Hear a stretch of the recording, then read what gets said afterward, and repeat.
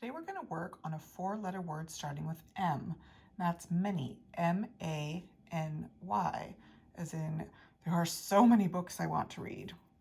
So for this one, you start with the M, down at the floor, then you go 1, back up, 2, back up, and then straight into the A, curve back around that wave, come up, and then into the N, which remember is 2 humps, N, second hump, and then into the Y, up to the middle, down into the basement, across at the floor. Many. Probably the easiest place to get in trouble is on the M and the N if you don't take your time, because it's really, really easy to make extra loops or extra spaces. I'll show you. If you're working on your M and you don't follow up quite on that same line, do you see all those extra loops? And then into your A, which goes okay. Then the opposite is if you don't follow back up and you leave a space, such as in that N, and then into the Y. So see that big space right there? We want to avoid that, just like we want to try to avoid these loops.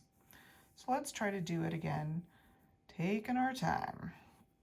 Start down at the floor, and it's 1, 2, 3 humps for the M, then into the A, that wave, curve back around, up, into the N, 1, 2, and then into your Y, down into the basement and cross at the floor.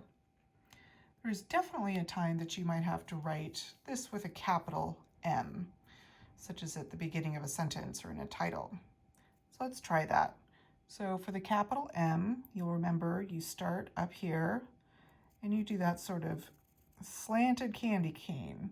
And then you go follow straight back up, straight to the floor.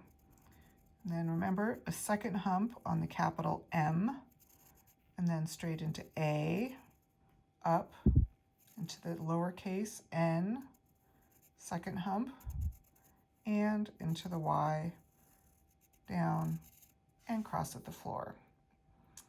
Now it's your turn to practice.